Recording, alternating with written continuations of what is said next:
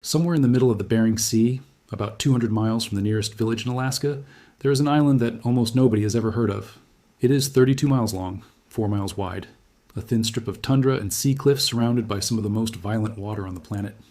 The island has no permanent residents, no roads, no buildings, no cell towers, nothing. Just wind, fog, and silence. The kind of silence that feels heavy, the kind of place that makes you feel like the world forgot it existed a long time ago and never came back to check. But if you had visited this island in the summer of 1963, you would have seen something that would have stopped you cold, because everywhere you looked, on every hill, in every valley, along every ridge, there were reindeer, thousands of them, covering the landscape, trampling the ground. So many animals packed onto this tiny piece of rock and tundra that there were 47 of them crammed into every single square mile. The island looked alive, thriving, overflowing with success. If you snapped a photograph and showed it to a wildlife manager, they would have told you this was an unbelievable conservation success story. 29 animals had become 6,000 in less than 20 years, without any human help. And yet, a biologist named Dave Klein, who had been studying these animals for years, stood on that shore in 1963 and felt something that nobody else seemed to feel. Not excitement, not pride, dread. Because Klein had been here before. He had seen the warning signs 6 years earlier. He had watched the animals get smaller. He had noticed the food supply thinning out, the ground being stripped bare in patches, and he knew deep in his gut that what he was looking at was not a paradise. It was a trap. The most dangerous kind of trap there is, the kind that looks exactly like prosperity right up until the moment everything falls apart. 3 years later, Klein came back. And what he found was not a thriving herd. It was a graveyard, bones, everywhere, bleached white skeletons scattered across the tundra as far as the eye could see. Out of 6,000 reindeer, only 42 were still alive. And of those 42, 41 were female. The single surviving male had deformed antlers and could not reproduce. There were no fawns, no calves, no future. 6,000 animals, gone. Not over decades, not over years, in one winter. Now, here's why I'm telling you this story. Because this was not a random event. This was not bad luck. This was not some freak act of nature. This was a pattern. A pattern that biologists and ecologists have a name for. They call it overshoot. And if you understand what happened on that island, truly understand it, you will understand something about the world economy right now that almost nobody is willing to say out loud. This is the story of St. Matthew Island, the island that ate itself. And by the end of this video, you're going to see a graph that will change the way you think about everything. Let me take you back to where it all started. The year was 1944. The world was at war. American soldiers were dying in Europe and the Pacific, and the military was scrambling to secure every strategic advantage it could find. One of those advantages was navigation. Ships and aircraft operating in the North Pacific needed reliable positioning systems. And to provide those systems, the U.S. Coast Guard had to put people in places that nobody in their right mind would choose to live. One of those places was St. Matthew Island, a remote, windswept slab of tundra and cliffs in the Bering Sea, more than 200 miles from the nearest Alaskan village.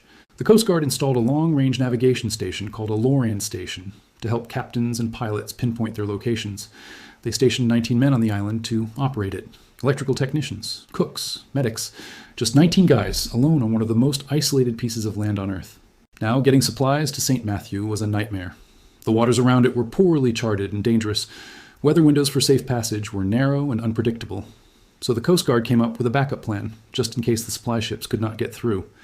In August 1944, they loaded 29 reindeer onto a barge from Nunivak Island and shipped them north. The idea was simple. If the men ever got cut off from their supply lines, they could hunt the reindeer for food. 24 females, 5 males. That was the starting population. 29 animals dropped onto an island that had never seen a reindeer in its entire existence. And here is the thing that matters. The island was perfect for them. Not just okay, not just adequate, perfect. The ground was carpeted with lichen mats 4 inches thick in places. Lichen is the primary winter food source for reindeer and caribou. It is a slow-growing organism, sometimes taking decades to build up into those thick, cushiony mats. But when it is untouched and abundant, it is basically an unlimited food supply for any grazing animal lucky enough to find it. There were no wolves on St. Matthew, no bears, no lynx, no mountain lions, no predators of any kind that could threaten a full-grown reindeer. The only other mammals on the island were Arctic foxes and a single species of vole. The cliffs were home to seabirds, and there were snow buntings nesting on the ground. But none of these animals posed any threat to reindeer. For a herd of grazing animals, this was the equivalent of being given the keys to an empty mansion with a fully stocked refrigerator. And then something remarkable happened. The war ended. The men were pulled off the island, every single human left. And the reindeer stayed behind, alone. on a paradise island with no predators, no competition, and more food than they could eat in a lifetime. Think about what just happened in biological terms. A small group of healthy, well-fed animals with a strong breeding ratio had been placed in an environment with zero threats and functionally unlimited resources. Every biological instinct encoded in millions of years of evolution was telling them the same thing. Eat, breed, grow. There's nothing stopping you. This is what you were built for. And for the next 13 years, that is exactly what they did. Nobody checked on them. Nobody monitored them.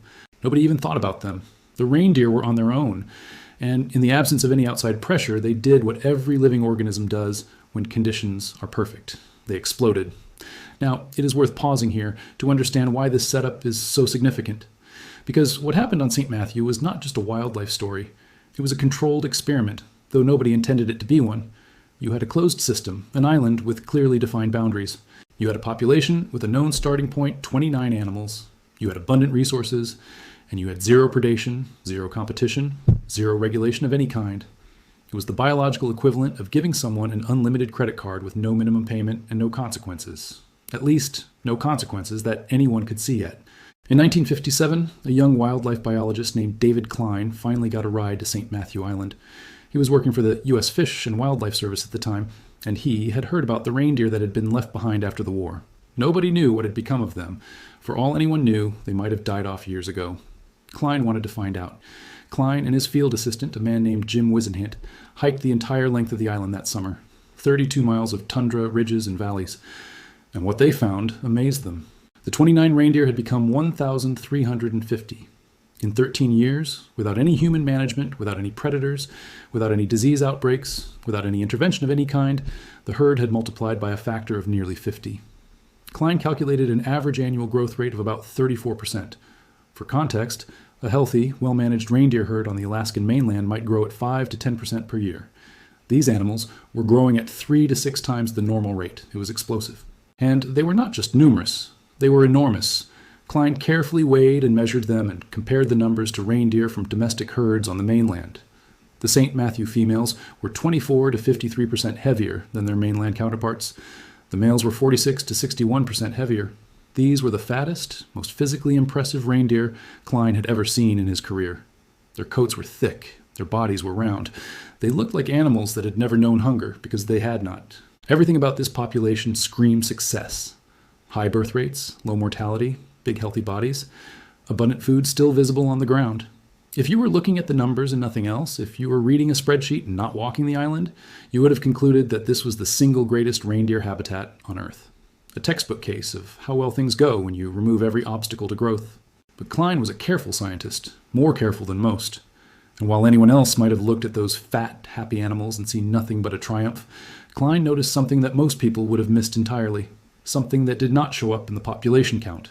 Something that only became visible when you got down on your hands and knees and looked at the ground. The lichen was thinning.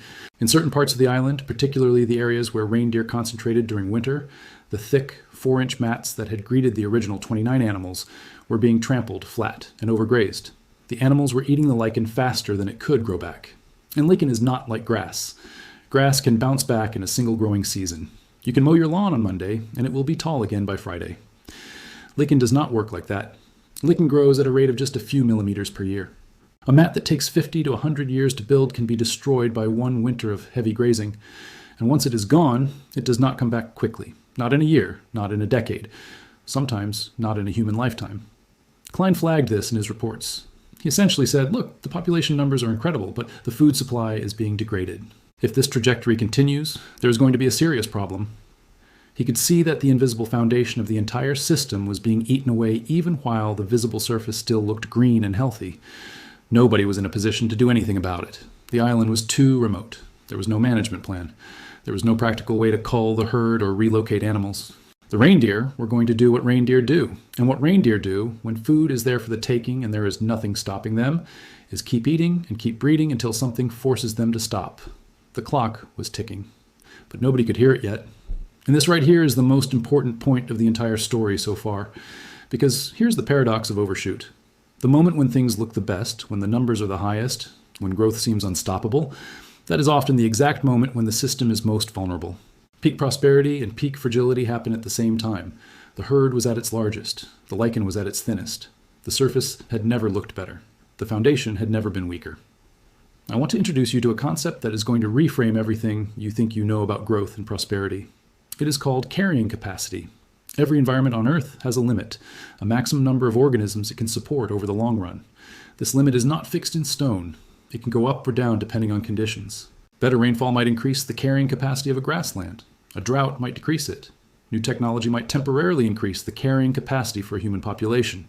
But the limit exists, always, whether we acknowledge it or not. In 1980, an American sociologist named William Catton published a book called Overshoot, The Ecological Basis of Revolutionary Change. His argument was straightforward but devastating. When a population grows beyond the carrying capacity of its environment, it does not gently plateau.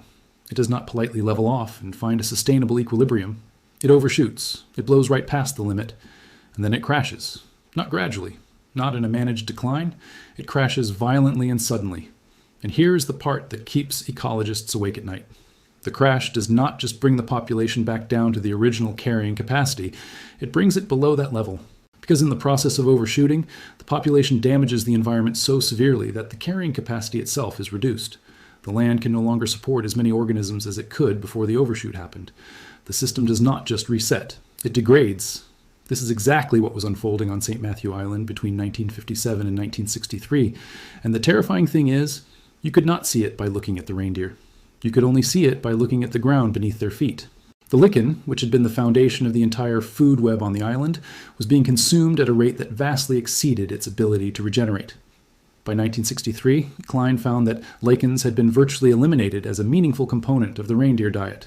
The animals had been forced to switch to sedge grass and other less nutritious vegetation. They were still eating, they were still alive, but they had moved from premium fuel to the biological equivalent of fumes. Their body weights told the story in hard numbers. By 1963, adult females weighed 38% less than they had in 1957. Adult males weighed 43% less. They had shrunk from extraordinary to ordinary in just 6 years. They were now comparable in size to regular mainland reindeer that had to compete with predators and migrate hundreds of miles and deal with all the hardships that natural selection throws at a wild population. The St. Matthew reindeer had lost every advantage that their paradise had given them, and the population was still growing. 6,000 animals, 47 per square mile, packed together on a narrow strip of tundra that had almost nothing left to give them. Think of it like a bank account. In 1944, the island had millions in savings. By 1957, the reindeer had withdrawn heavily, but the balance was still positive. By 1963, the account was overdrawn. They were spending principal that took centuries to accumulate and had no way of earning it back. And they could not stop spending. Their biology would not let them. Every instinct said, eat, breed, grow. There was no off switch. This is what the ecologists mean when they talk about overshoot. It is not just exceeding a limit. It is exceeding a limit while simultaneously destroying the mechanism that could bring you back into balance. The reindeer were not just using the lichen faster than it grew.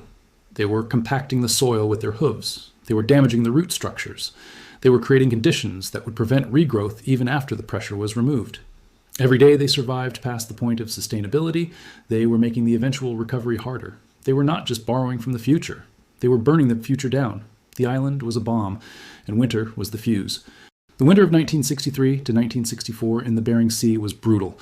Klein could not get back to the island to see it for himself. Transportation to St. Matthew was always a logistical nightmare, and he had other commitments pulling him elsewhere. But decades later, working with climatologists Martha Shulsky of the University of Nebraska and John Walsh, a climate scientist, Klein was finally able to piece together what had happened using weather records from nearby stations on St. Paul Island and Nunivak Island.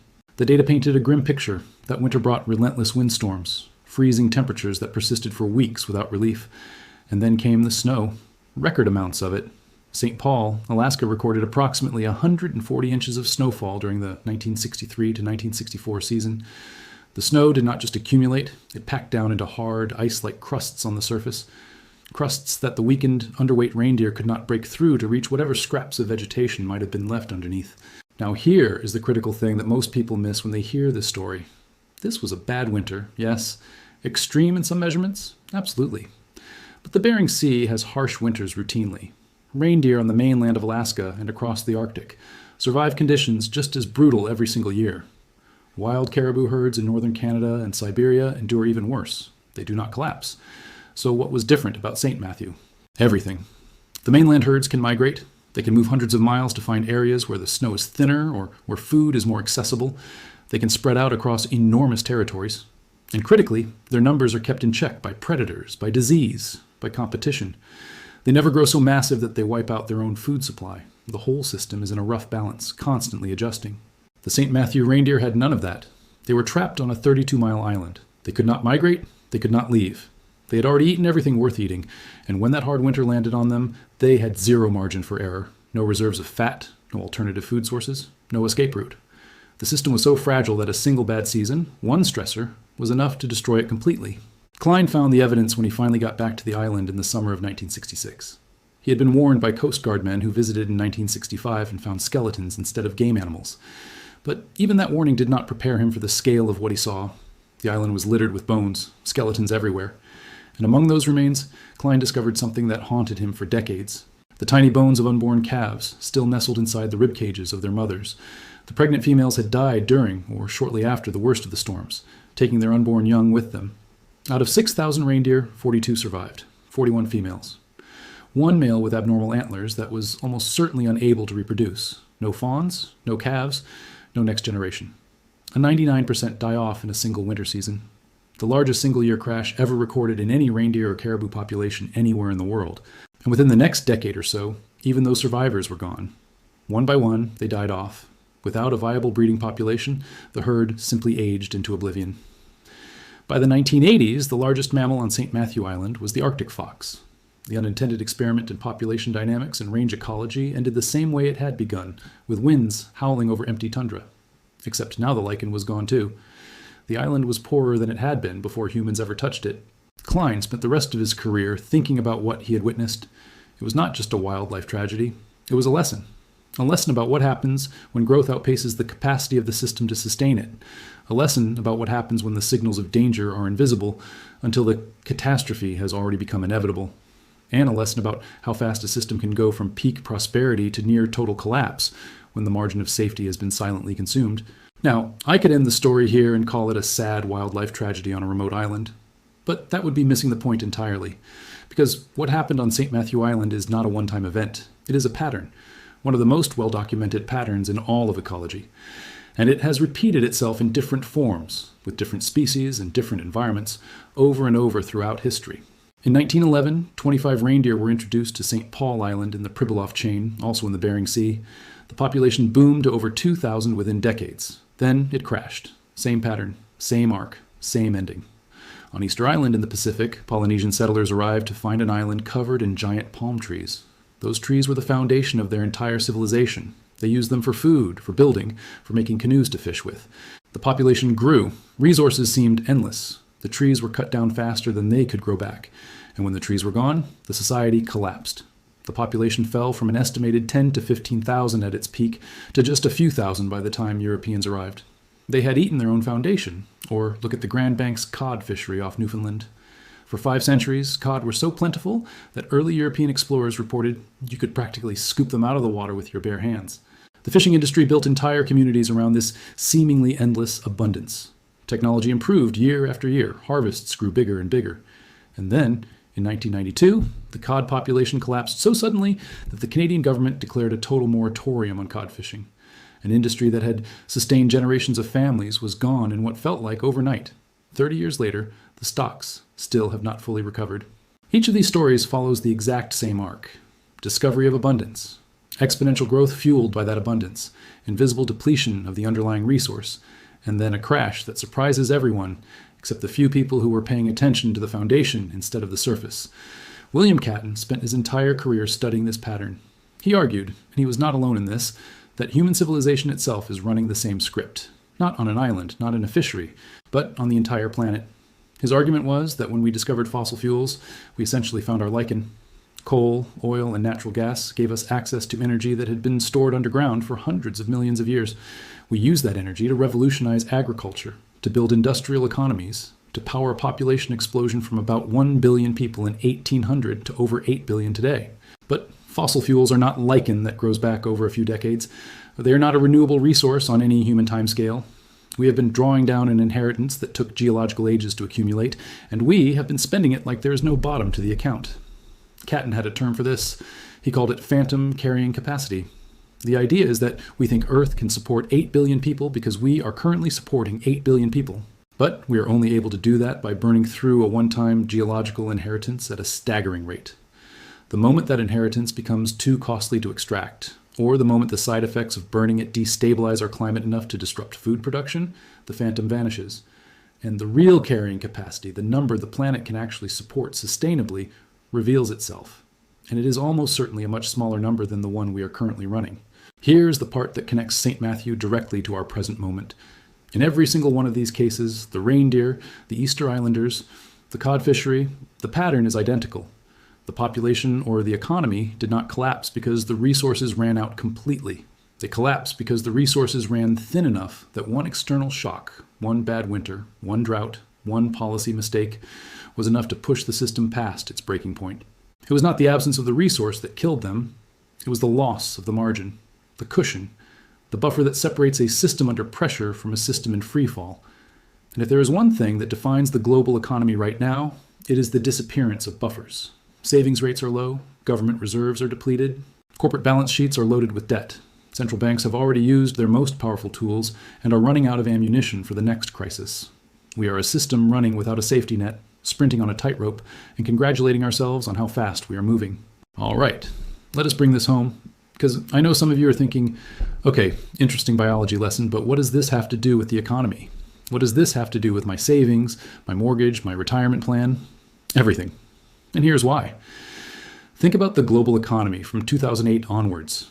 After the financial crisis nearly brought the entire banking system to its knees, central banks around the world made a decision that had never been made before at that scale. They slashed interest rates to zero. In some cases, they went negative. They printed trillions of dollars, euros, yen, and pounds, and injected that money into the financial system through programs with names like quantitative easing and asset purchase programs. The idea was to stimulate growth, prevent a depression, keep the engine running. And on the surface, it worked. Stock markets hit record highs over and over again. Real estate prices ballooned. Technology companies that had never earned a penny of profit were valued at hundreds of billions of dollars. Credit was cheap. Borrowing was easy. Consumers spent, governments borrowed. Everyone was encouraged to keep the party going. Does this sound familiar? An environment with seemingly unlimited resources, no natural checks on growth, every signal pointing in one direction. Borrow more, spend more, grow more. There is nothing stopping you. We were the reindeer, and cheap money was our lichen. But just like the lichen on St. Matthew Island, cheap money was never a permanent feature of the landscape. It was a temporary condition created by extraordinary policy choices. Every dollar printed, every month of zero interest rates, every stimulus program was borrowing prosperity from the future. It was consuming resources, namely trust in the currency and future purchasing power, that would eventually need to be repaid. And the signs of depletion have been visible for years if you knew where to look. Inflation started accelerating. Consumer debt hit all-time records. Government debt in major economies reached percentages of GDP not seen since the aftermath of World War II. Housing became unaffordable for an entire generation of young adults. The gap between asset prices and the underlying economic reality widened into something that looked less like a market and more like a fantasy. But just like Klein standing on St. Matthew in 1957, the people who noticed these things were mostly ignored. Because the surface still looked green, markets were up, employment numbers were decent, GDP was technically growing, the herd was still getting bigger. And in every boom, the people who are counting reindeer always outnumber the people who are measuring lichen. Now interest rates have gone up. The era of unlimited cheap money is over, and the global economy is being asked to function on its own nutritional base for the first time in over a decade. The question I keep coming back to is the same question that defined St. Matthew Island. How bad does the winter need to be to break a system that is already this stretched? Because the reindeer did not die because of a uniquely catastrophic winter. They died because the system had been pushed so far beyond its sustainable limits that even a moderately bad winter was enough to finish it. The winter was the trigger. The overshoot was the cause. And look at the triggers that could play this role in the global economy. A major geopolitical conflict that disrupts energy supplies, a sovereign debt crisis in a large economy, a banking failure that cascades through interconnected financial systems, a climate event that wipes out a major agricultural region, a pandemic that shuts down global supply chains. None of these are theoretical. Several of them have already happened in mild forms within the last few years. The question is not whether shocks will come. They always come. The question is whether the system can absorb them. And right now, after a decade and a half of living on phantom resources, the answer to that question is less reassuring than it used to be. The reindeer did not need a once-in-a-century storm. They just needed one winter where the snow was a little deeper, the wind a little colder, and the lichen a little thinner than what they needed to survive. That is all it took. One winter. One tipping point. And the whole structure came down. There is a concept in systems thinking called lag time. It is the gap between when a cause happens and when you actually feel its effects. Lag time is the most dangerous feature of any complex system because it creates a powerful illusion. It makes you believe that everything is fine long after irreversible damage has already been done. The reindeer of St. Matthew experienced this lag in the most lethal way possible. The lichen started declining years before the crash. The animals started losing body weight years before they started dying. The foundation rotted underneath them while the surface still appeared green. By the time the consequences became undeniable, it was too late to do anything about it. We experience the same kind of lag in economics. The policy decisions made in 2008, 2009, 2010, and onward are still rippling through the system right now. The full downstream consequences of creating trillions of dollars from nothing, and the full impact of government debt loads that would have been considered reckless even by wartime standards, have not fully materialized yet. We are living in the lag, and during the lag, life feels normal. People go to work, they apply for mortgages, they invest in the stock market, they scroll social media and see influencers flashing wealth, they plan vacations, everything appears to be functioning, just like the reindeer kept eating and breeding and looking healthy right up until the winter that ended them. Let me walk you through the specific warning signs from St. Matthew and ask you, honestly, if any of them sound familiar. First, the average body size of the animals decreased between 1957 and 1963.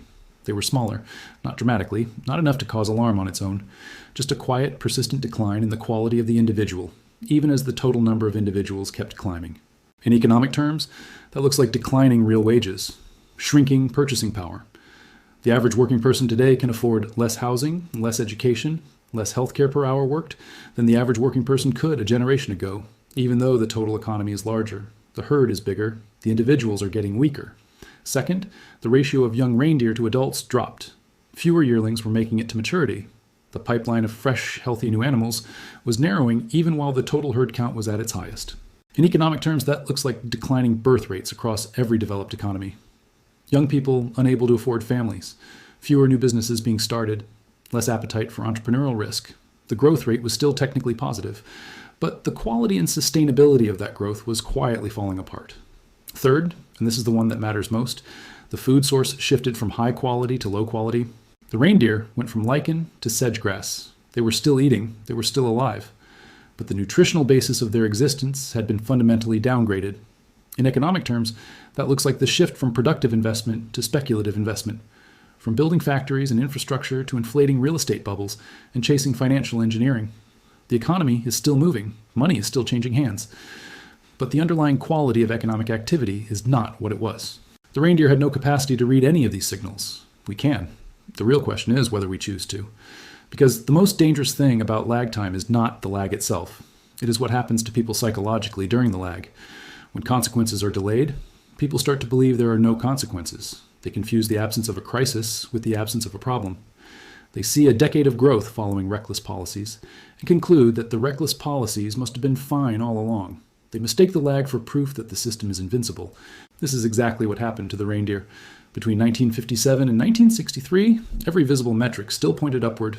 More animals, more calves being born, the herd spreading across the island. If the reindeer had been capable of optimism, they would have been the most optimistic population on the planet. And they would have been dead wrong. Because every single one of those optimistic indicators was being powered by a foundation that was crumbling underneath them. The lesson for us is not complicated. It is just uncomfortable. You cannot judge the health of a system by looking only at the things that are growing. You have to look at what is being consumed to fuel that growth. You have to ask where the energy is coming from. And you have to be honest about whether that source is renewable or whether you are living on borrowed time. Let me tell you about the 42. When Dave Klein returned to St. Matthew Island in the summer of 1966, he had already heard the worst from Coast Guard men who visited the island in August 1965, looking for reindeer to hunt. Those men found bleached skeletons instead. Bones scattered across the hills, so Klein knew something terrible had happened, but the sheer scale of it still took his breath away. 42 surviving animals out of 6,000. He and two other scientists, another biologist and a botanist, walked the island counting the living and the dead. Skeletons were everywhere, and among the 42 that still drew breath, there were no fawns, no calves, no juveniles at all, just adults who had somehow scraped through the worst winter the island had ever delivered.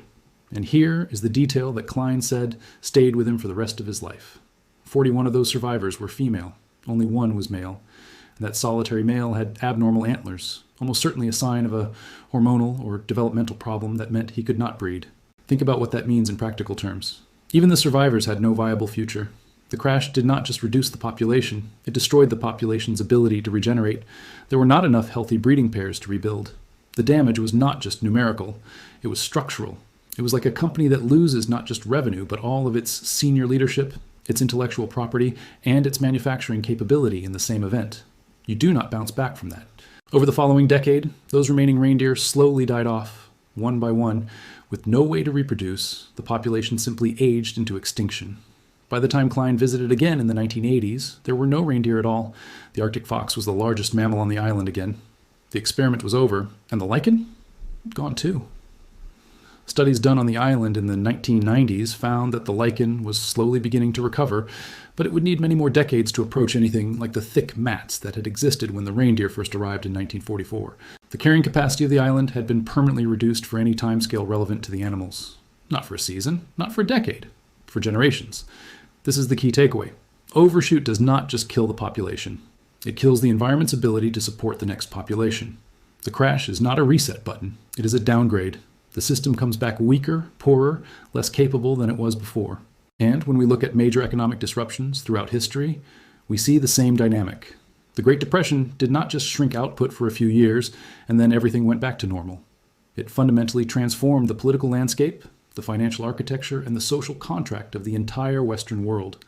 The societies that emerged from that crash were different in kind from the ones that went in. Some adapted and rebuilt stronger. Others never fully recovered. Japan offers another sobering example. After its asset bubble burst in the early 1990s, Japan entered what economists call the lost decade. Except it was not one decade, it became two, then three. Property prices that peaked in 1991 still have not returned to those levels in many areas. An entire generation grew up in an economy that could not generate the growth or the opportunity that their parents had taken for granted. The system did not collapse overnight like St. Matthew Island. But the overshoot in asset prices, fueled by easy credit and speculative excess, did permanent damage to the economy's capacity for growth. The carrying capacity was reduced. In recovery, real recovery, took decades longer than anyone predicted. The lesson from both the island and from economic history is the same. The depth of the overshoot determines the depth of the crash, and the depth of the crash determines how long recovery takes. Push a system far enough past its limits, consume enough of its underlying foundation, and you do not get a V-shaped recovery. You get an L, a long, painful plateau at a lower level than where you started. That is the real cost of overshoot. Not the crash itself, but what comes after. Let me bring this all together. In 1944, 29 reindeer were placed on a remote island in the Bering Sea. No predators. Unlimited food. Perfect conditions. By 1963, there were 6,000. By 1966, there were 42. By the 1980s, there were 0. The pattern is clear. Abundance creates growth. Growth consumes the abundance. The consumption happens invisibly, below the surface, where nobody is looking. And when the system finally breaks, it does not break slowly. It does not give you a polite warning. It breaks all at once, fast enough to kill everything that was not already preparing for the fall. Now I want to be very clear about something. I'm not telling you this story to make you panic. I'm not predicting that the global economy will crash next Tuesday at 3 in the afternoon. Nobody can predict exact timing, just like nobody could have told you the precise date of the blizzard that hit St. Matthew in the winter of 1963. What I am telling you is that the pattern is real. It has been documented and studied across biology, ecology, history, and economics for decades. It has repeated itself with reindeer, with fish populations, with ancient civilizations, and with modern financial systems. Once you see the shape of it, once you understand the arc of overshoot, you start seeing it everywhere, because it is everywhere. The reindeer did not know they were on an island. They did not understand that their food was finite. They had no concept of carrying capacity, no understanding of lag time, no ability to project forward and see where their trajectory was taking them. They just did what felt right in the moment, ate what was in front of them, followed their programming. We are not reindeer. We have something they did not. We can study graphs and understand what they mean. We have scientists who have spent lifetimes documenting these patterns. We have historians who have recorded what happened when civilizations overshot their resource base. We have the information, all of it, sitting right there, waiting for us to use it. The question is not whether we have the knowledge. The question is whether we have the wisdom to act on it before the winter comes.